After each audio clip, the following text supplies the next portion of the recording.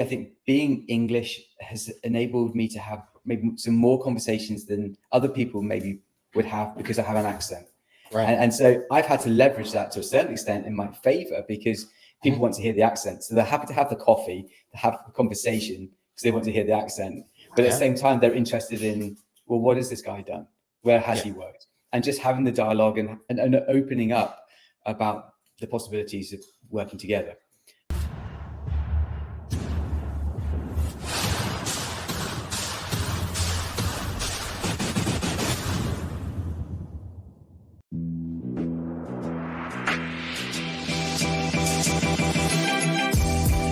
Great experiences build great leaders. Great leaders build great teams. This is Building Great Sales Teams.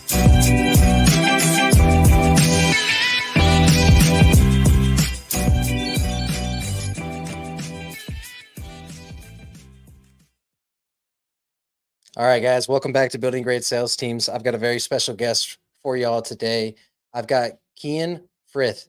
He's a CEO over at KV Impact Consulting LLC, which he co-owns with his wife, Victoria. He's also the co-host of the Let's Talk Business podcast Let's Talk Business podcast, and a prevalent figure at their mixers as well. Kyan, welcome to the show, brother. Yay, howdy. Thank you for having me. Appreciate it. You have to start with the howdy. With the howdy? Wow, I feel profiled. I feel absolutely profiled right now. No, that's awesome. It's funny because you're coming from the UK. You used to be involved in a lot of business turnarounds and finance over there. What made you make the decision to come over to the States? The wife. So I met my wife Victoria in 2019, and she said she wanted to move to the US if we were to stay together. I was like, yeah, that's absolutely fine. And she was serious. So she brought me to America. So and San Antonio, Texas. My first trip in December 20, and I loved it. So was San Antonio just the destination? Did y'all find work in San Antonio already, or was it more like, hey, this is where we want to go because of X, Y, and Z? I'd love to say it was business orientated, but Victoria was born in Houston, raised San Antonio, and she wanted to come home. So she had spent 20 years in the UK and former marriage, and then when we met in 2019, I want to go home. So home San Antonio. So that's why we're here. So I'm guessing she set that expectation early on in dating, or brought it very up early on. Okay, good. It was very early on. It was okay. We met in December 20, and I proposed on Valentine's Day 21, and 2020. Sorry, Valentine's Day 2020. We met in 2019, and everything moved quite quickly. But she made it very clear from the beginning, so there was no nasty surprises or anything.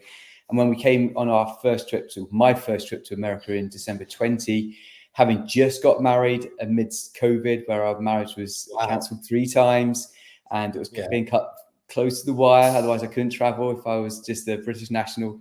I had a fantastic time. You guys here in America are awesome. I love Southern hospitality. Absolutely just love San Antonio.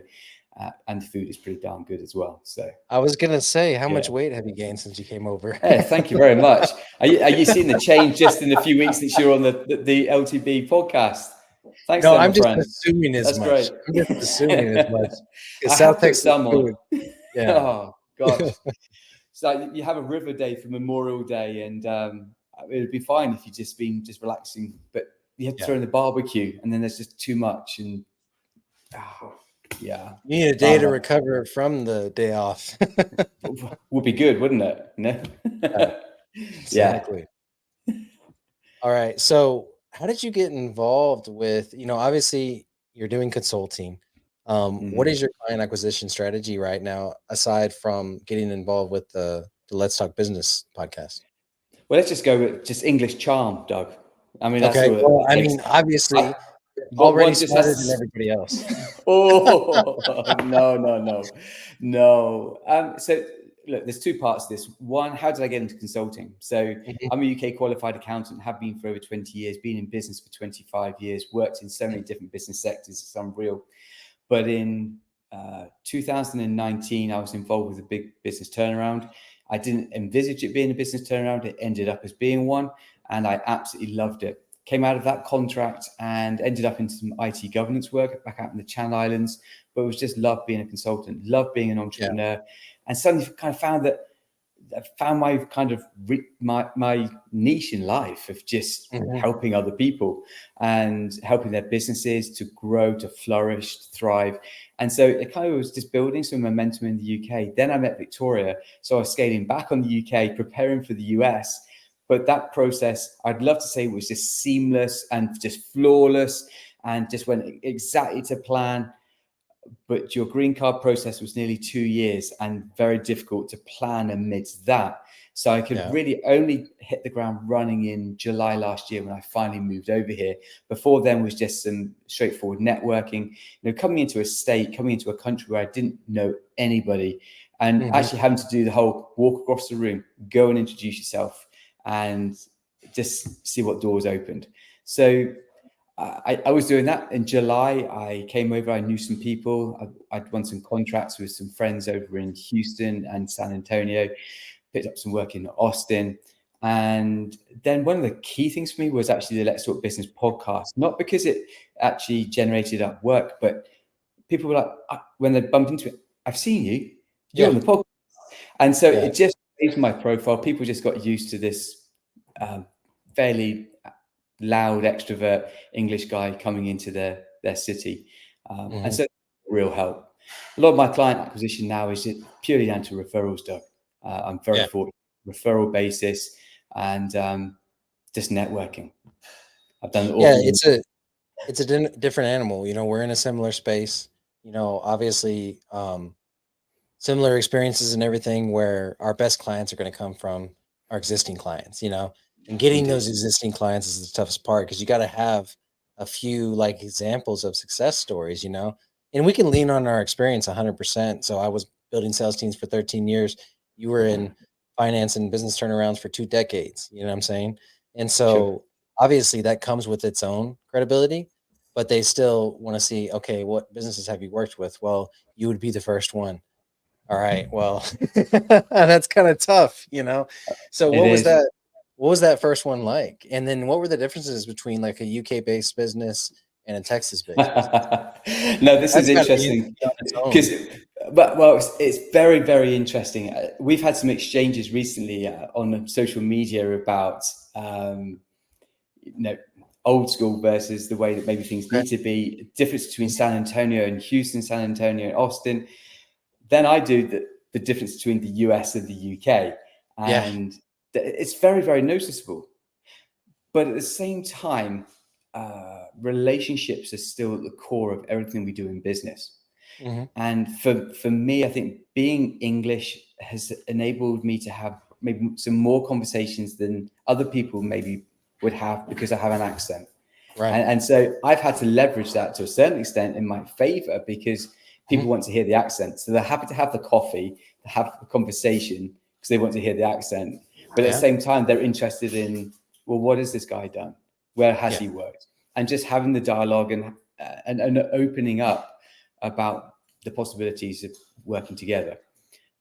When I first came here, I was working, so I do some bit of geeky stuff as well around cyber risk governance. Non-technical, I advise executives and boards. I'd already had some work in that sphere before I moved here into the US with some clients in Houston and Austin, and that opens some doors. And then when I naturally moved into the CFO consulting side of things, I already had some credibility with some of the other clients I've been working on beforehand. Awesome. Yeah, that's incredibly important. And I noticed that most of the people listening to this show have never heard that term before. So what was it again? IT risk governance? Cyber risk governance. So it's non-technical. And it's a lot of the work I do would be around regulated entities. So I would do work with regulated entities across the pond. So not just the UK, but in the Channel Islands. So Guernsey, Jersey, off the coast of France. And this is a shout out to Mark Evinger, because he always takes the mic out of me when I talk about how I used to work in the Channel Islands. And listen to you used to work in the Channel Islands. Well, yeah, I did. Regulated entities doing risk governance. And I'm doing a similar thing now for SEC regulated or businesses that wish to make sure they've got good governance in place. Mm-hmm. So I'm sorry, there's the geeky part of me as well as the numbers aspect. So I'm not in that super fun and exciting sales type thing. I couldn't do what you do at all. It gets marketed and advertised as super fun and exciting. But when I actually get down to the nuts and bolts and start talking to people about their sales program, it's the same thing over and over and over again. They don't have a script. They don't have an SOP. We got to put one in place. We've got to take, what's worked for them and systematized it and put it in place. Nobody's special. Nobody's different. There's nothing sexy about it. I'm just building SOPs for sales programs at the end of the day. You know what I mean? And but you get to wear a cool t-shirt and a cool hat, and I don't get to do that with the kind of stuff I do. But what's really interesting is that is such an amazing crossover to what I do. You're doing it there in a sales channel. I do that in a business. I go into a business and go, okay, tell me about your vision. Tell me about your mission statement. Tell me about your strategies. Explain to me how you're managing finance, how you're going to grow, how are you managing your costs, how you developing a relationship with your vendors. And some of that I bring in naturally, like the risk aspects. So I'm asking, well, how are you making sure that you're protecting your business? How are you protecting your reputation? How are you protecting your finances? How are you protecting information? And I can do all of that wearing a CFO hat. And it is very similar script, no matter the size of the business. And I'm sure it's the same for you as well. It's just all about scalability. Yeah. At the same time, though, you could go, it's not super sexy or anything, but it makes a massive difference. When you go into a business and you start to put in what you're amazing at doing, you make a dramatic impact on a business. When I start working with a business and starting to break everything down and taking a very structured approach, it has big impact. And I love seeing that. I love seeing a client with a big smile on the face when they go, you won't believe it, I've just won another client. In fact, actually, that client now has given me the opportunity to work with that client and that client and that client. It's like happy days. We're winning. Massive. So what does that client avatar look like for you right now? What kind of clients are you looking for and working with KV Impact Consulting? So it's a question I get asked a great deal, Doug. What it really comes down to is coachability. So there you see, we're doing CFO consulting, bookkeeping, cyber governance. Our bookkeeping often is a foot in the door for us. Our CFO work, CFO work is a cross-sell for our bookkeeping.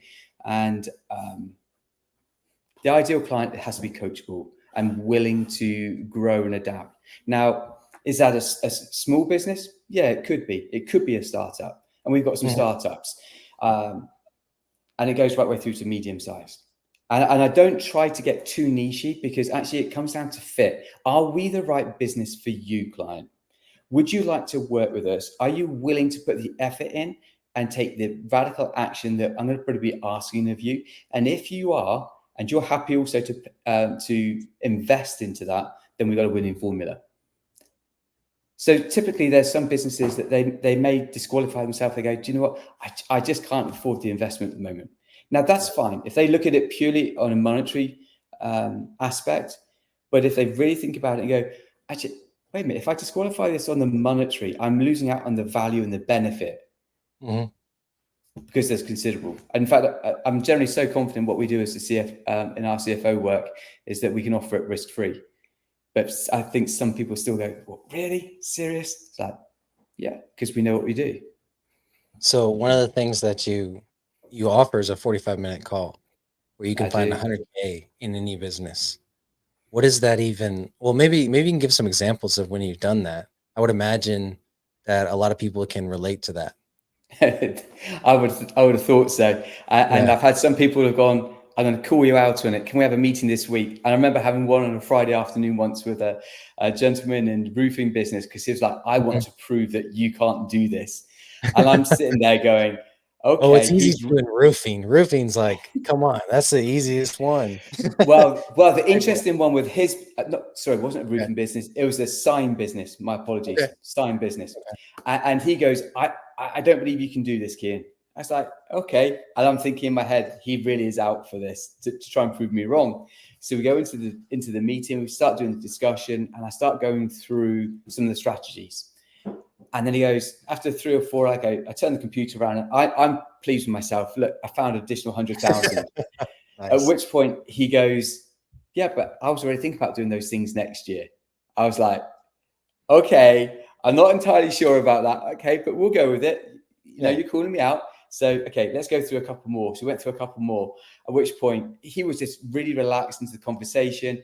I just turned the computer around and go, does this prove the point now?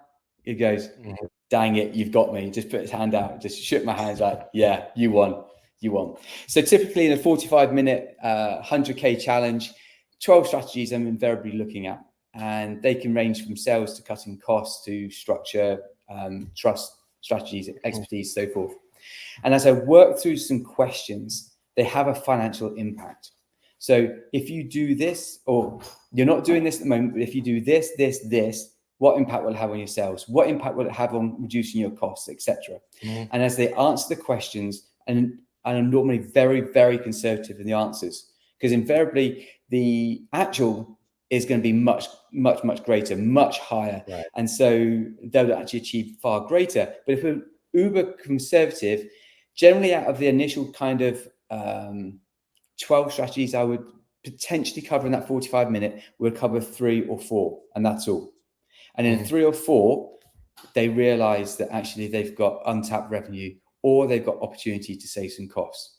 Just things they haven't thought about. Market dominating position, compelling offer, digital marketing, cross-sell, upsell, downsell. And you start to cover these type of things, the door opens. Now, I'm very confident on the challenge here in San Antonio, because as you and I know from some social media interaction we've had recently, it's an old school city. Town. Town. Yeah, we'll go with town. Yeah. And so actually the mindset is changing with some businesses, but isn't changing with others. So the scope is still pretty great for businesses to work with people like myself and yourself to really scale and achieve far more than they ever imagined, because it was never on their horizon before. Yeah. And which I love. What I found is, because of some of the groups that we're a part of, it gives us exposure that we wouldn't have, like when you think about it right now, we're both in the consulting space, but before I was with the sales org, before you were consulting other bigger businesses, and so based on that revenue level is usually what you're exposed to. But now when you join these other groups or you network with these other individuals, then you're exposed to more. Like, one of the things that I do is Success Champions Networking, right? And we have what we call an education moment every week on a virtual call. And on that call, it's either myself or one of the other board members walking them through a quick, like, hey, this is how we're using ChatGPT. This is how we're using AI in our sales program. This is how we're taking advantage of paying your kids on taxes, And so it's all these more modern strategies that we're bringing to San Antonio and doing our best to bring to San Antonio.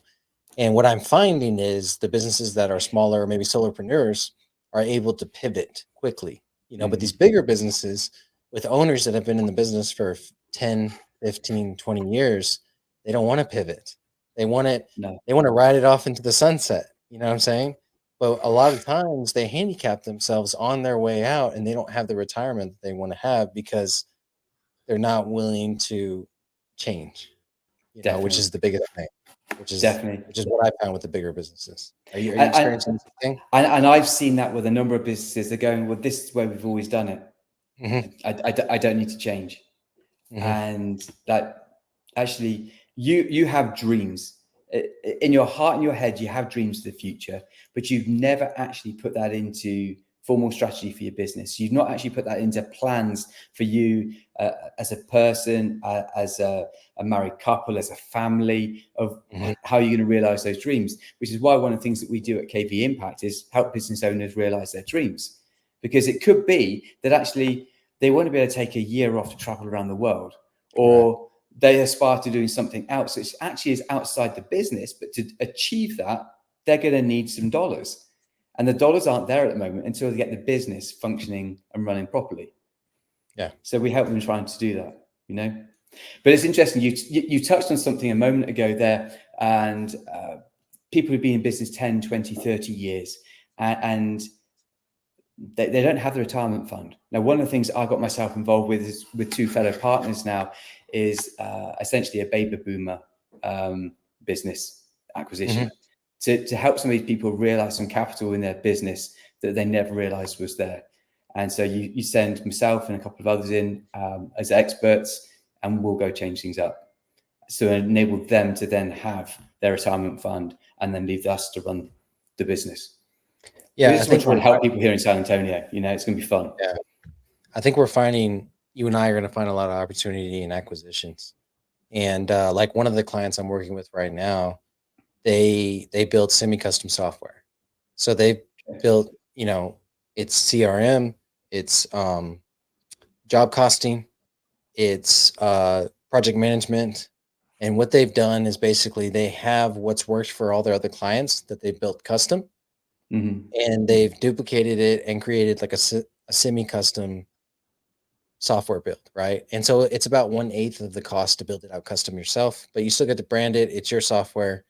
The client owns it, but you own all your data and everything.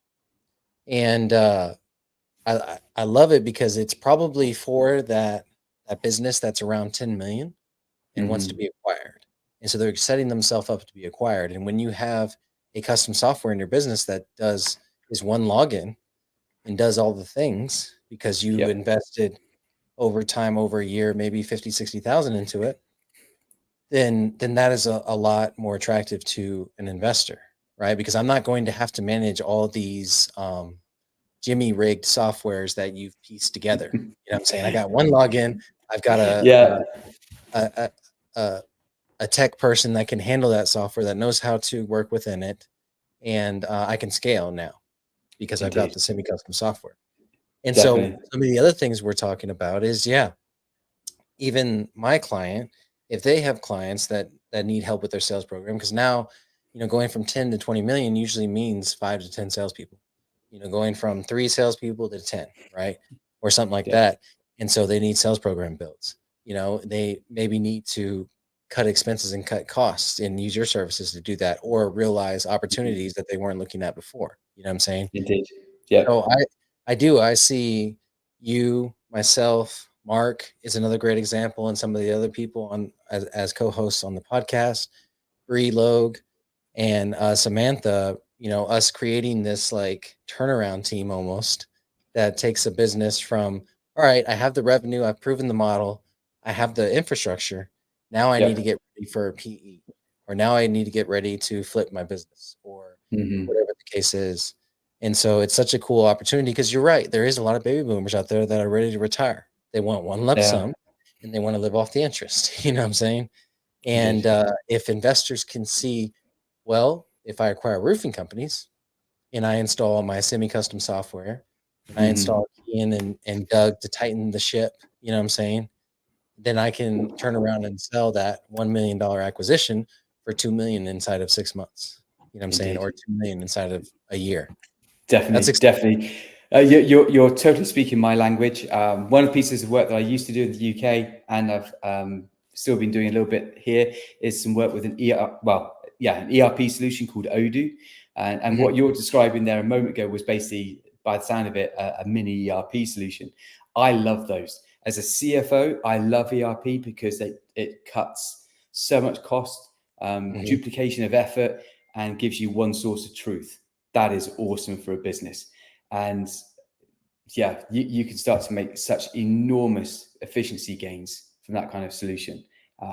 Invariably, when I'm working on an ERP solution, I'm focused on the accounting module side of things, so as to make sure that the finances are put in correctly with the right procedures and parameters, and then working with other developers, or the developer and the client on the other areas, to make sure everything's fully integrated and achieves what the client needed, having had their eyes open to the possibilities that are available within that software solution too. Because that's one of the pieces that's needed here, is actually just opening people's eyes to what's now available in this wonderful tech-driven world. It's unlimited. And helping. It really is. It's phenomenal. Definitely. Yeah. So I would imagine, when you go in and look at a business. So one of the things you and I connected on immediately on the podcast, on the Let's Talk Business podcast, was numbers, and you wouldn't think that somebody that was a big sales guy even cared about numbers other than the gross revenue or the amount of sales, right? And your commissions. Yeah. Yeah, and your commission, right?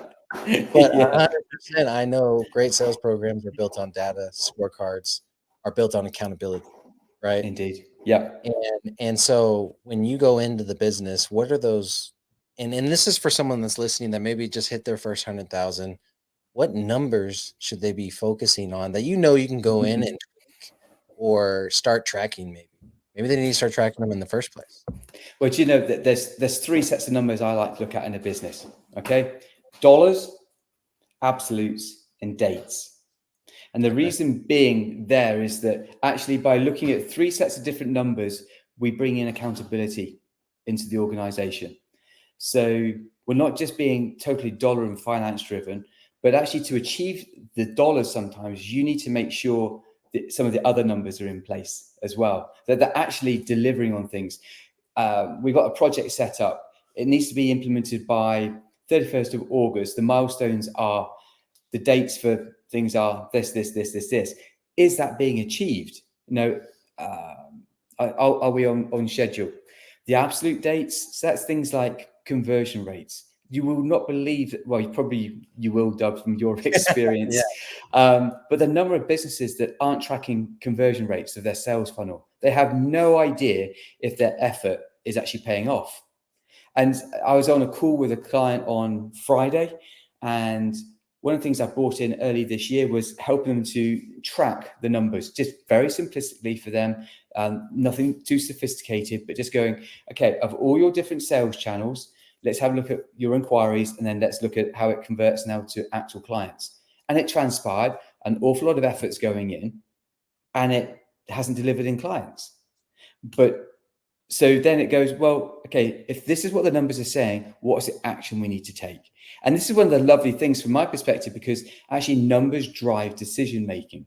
Mm-hmm. Numbers help you to just formulate changes, because it's in black and white. It's no gut feel. It's not, oh, well, perhaps it's it's absolute. So I love tracking that side of things and helping business owners just go, well, I'm spending $3,000 or $5,000 a month in marketing, and the marketers keep telling me just hang in there because it'll come to something in 9 months' time or 12 months' time. And I go, believe me, if I'm actually employed as your CFO and that's what people are telling me, and just keep on spending money because it will come to something eventually, I'd be like, no, let's cut this. We need something that's structured and will deliver results much quicker than that, 30, 60 days. And if they can't do that, then there's a problem. And again, it's just bringing in that accountability. It's bringing it in so that actually, no matter who you're using, whether it's internal, external, that they're working to something with clarity. And then, of course, that leads into the dollars. Who's looking at the dollars? And again, I cannot believe the number of organizations that literally wait till the year end, hand over their numbers to the CPA, and then go, CPA, tell me, how did I do last year? And I go, well, who was looking at the numbers monthly? Well, we looked at the bank balance. So you have no idea on your profitability. You have no idea on your gross margin. You have no idea if you're managing your costs until the year end. And I'm seeing that time and time again. And again, associated with that, I don't see budgeting and forecasting very much, especially by small businesses, which is really quite crucial to them, because how do you know how you're performing? You could have a cost base that's just going on and it's just flat line. Okay, but your sales are dipping and you didn't make any decisions on amending your cost base. So you've affected your profitability. So one of the things I try to encourage is have a budget, then have your actuals, and then compare them on a monthly basis. The variance gives you the ability then to make decisions. It enables you to go, what is happening? Why is this happening? Could I do it differently? So anyway, those are the three sets of numbers I like to look at within the business for very, very clear reasons, because it all has to be about driving the profitability of the business or what they're seeking to achieve.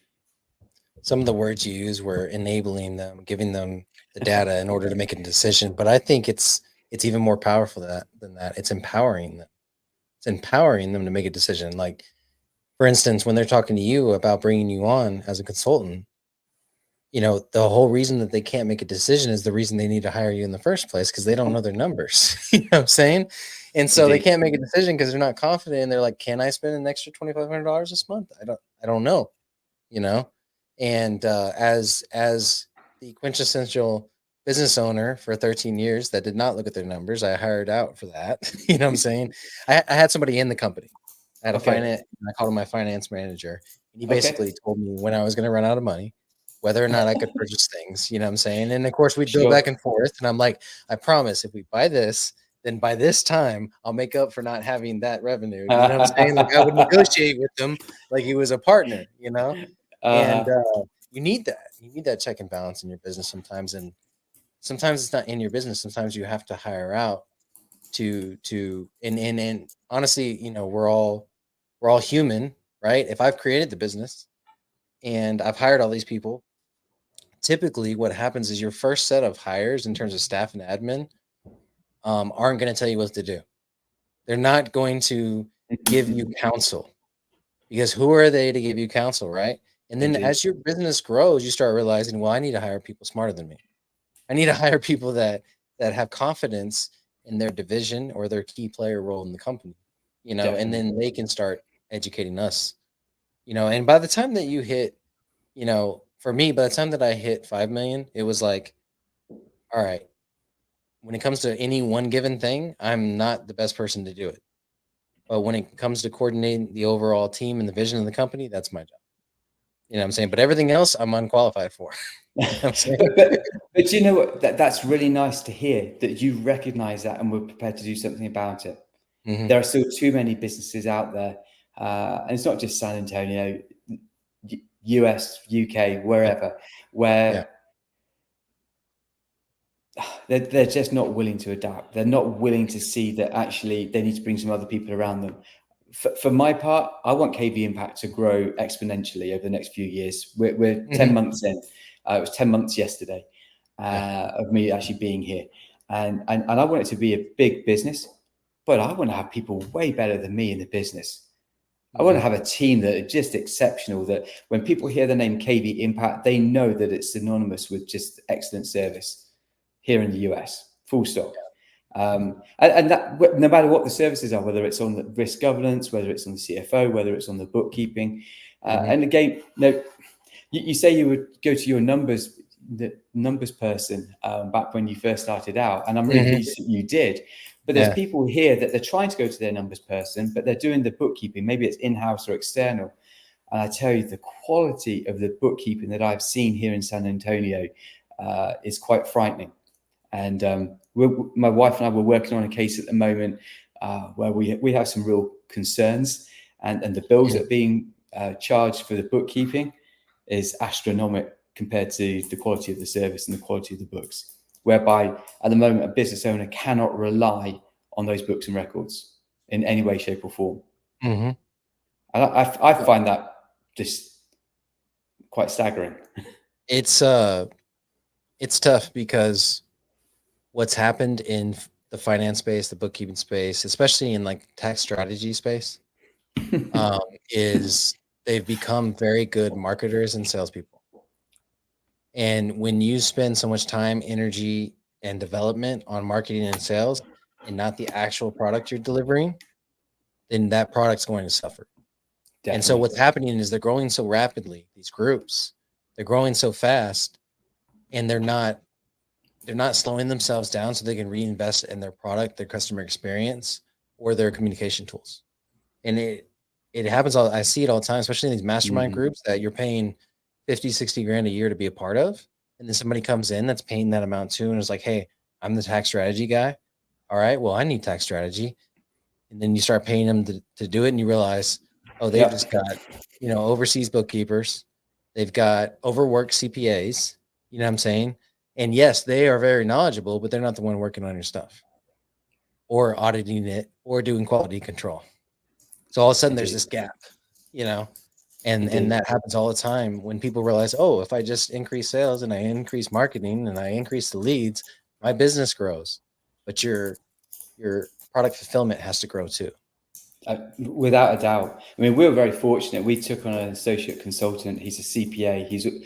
But it's not just a CPA. Our associate, Austin, is an amazing tax strategist. He will go and look at cases that are already being, tax returns already submitted. He'll go and relook at it. maybe it's for a group of entities, a dental group, something like that. And invariably he can work through it.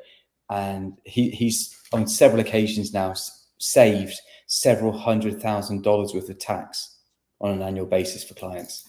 Now, I love that. As a CFO, and being able to have that as an add-on service for people who want to take tax strategy serious, priceless. Because there's too many people, too many of the CPAs who I don't think they're up to date enough with I agree. Latest tax regs and so forth. So yeah, we're trying to carve out a niche whereby we'll deliver, like you say, because it's needed. Well, there's three major things I feel like in the last couple of years have come to the light that if a tax strategist implements, and I say that again, a tax strategist, not you as the business owner, a tax strategist implements, because if you do it as a business owner, you're going to screw it up. All right. It's like, yes. It's like a CPA coming in and trying to build out your sales program. It just doesn't make sense. You know, one of them is the Augusta rule. The second one is paying your kids. And the third one is depreciation. If you are not doing one of those three things right now, you need to call Kyan. You know what I'm saying? And talk to his. Talk to Austin Garvers. Yeah, definitely. 100%. Because that's going to pay the fee right there. It's going to pay the fee. I have no doubt in my mind. And I build sales programs for a living. You know what I'm saying? I'll put my name on that for sure.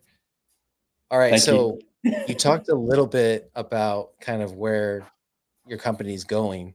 And I got this visual in my mind of your company a little bit. And it was, I don't know if you know who Don Cheadle is, the actor. No. He's got a show. He's got a show. It's on, I think it originated on Showtime. It's called House of Lies. Okay. And it's about like corporate consulting. Okay. House of Lies, and you associate that with me. That's concerning. No. So whenever I used to watch this show, I was like, I want to be a consultant. I want to help businesses someday. And this was the Hollywood version of that. So obviously there's scandals, there's lies. Yes. You know what I mean? But what they do and the impact they make when they go into a business, and they just get paid ridiculous dollars for it because the business knows they're going to bring me my ROI. Even if it's $1 more, they're growing my business. They're growing my people's opportunity. They're growing my market share. You know what I'm saying? There's no way that even if the ROI is only $1 after 1 year, it's going to be millions after 10. You know what I'm saying? And so I think you should check out the show. It's got a lot of entertainment value. Thank you.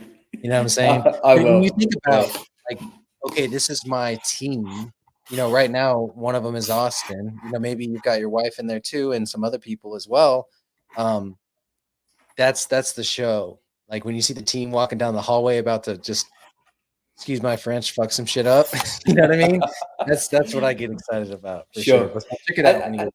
But it's funny that's pretty much where I'm at, where there'll be a team, and for some businesses I'll go in. Maybe some other businesses I'll take 1 or 2 people in with me. For another, we'll go in as a team. And we'll go make things happen.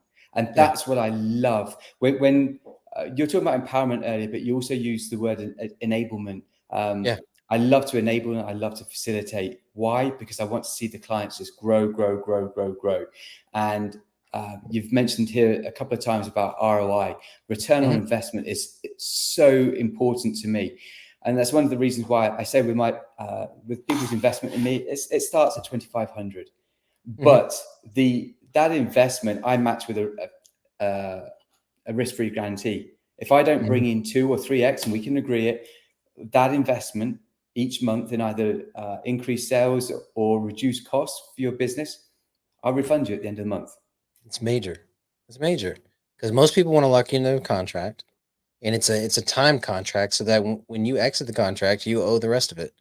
You know what I'm saying? And to me, that's just something that's not someone that's not confident in their product. I understand some businesses that's necessary, but in consulting, I don't think it is.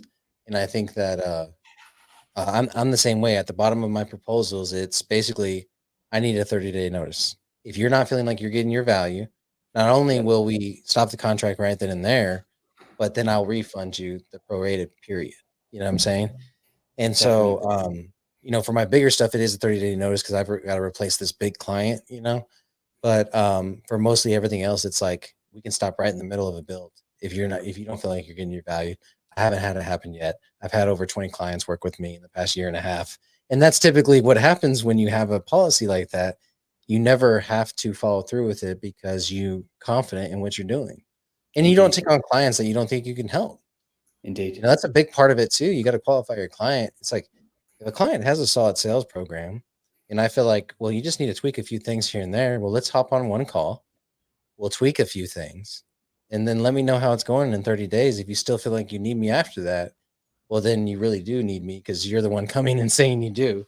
Definitely. Even after we tweak these few things. So. Definitely. I mean, what way I like to try and approach an engagement is it's not going to be in perpetuity. So we'll do it for 6 months, 9 months. Invariably, if you're going to call me in, there's going to be quite a lot of change to happen. I will move very, very swiftly in change. However, I can only realistically move as fast as the business owner in the business. Hence why typically it's a 6 to 9 months. But in that period of time, dramatic impact and change occurs in the business. I would love it then if the business went, okay, we're in a really good, happy place now. Kyan, you can step away. I go, fantastic. Can you just write me a review or refer me, and that would be fantastic. And then from those clients, 3 other ones come. That's how it works. That's what I'm 100%. Hoping here. All right, brother. Indeed. You got to wrap it up, and I want to respect your time. So last question. It's in 2 parts. What does legacy mean to you, and what legacy do you want to leave behind? Legacy for me is that people look back and remember this is a person who did something for good in this world. I have some very strong personal values. I'm a Christian, and I want my legacy to just point to my God of what He enabled me to do here on this earth. One of the key things I would love to do, and I shared this with some other people over the last few months, is my vision is for KV Impact to be so big, and maybe some other businesses we're involved with. So collectively, the businesses are so big and so successful. I can write a check for 50 million and help build a hospital in Eastern Europe where there's a need. That's what I want to get to. And that's the kind of legacy I want people to be able to see. This is a guy that just puts money where his mouth is and actually follow through with his vision and his heart. So that's where I'm at. I love it. A legacy of testimony and action. That's the biggest one. I love it so much. So, Kyan, thank you so much for coming on the show. Thanks for having me. I know the listeners did too. The major one, if you guys didn't hear it, I'll recap it real quick. There's 3 numbers that you should be paying attention to. The first one is dollars. Okay. The second? Absolutes. And then the third? Dates. Beautiful. Beautiful. So if you haven't audited those things, audit them now. If you don't have time to, then you need to hire Kyan to do that for you. And so his links will be in here. Make sure you follow him. Make sure you connect with him on LinkedIn. And appreciate you guys joining us. And as always, let's get building.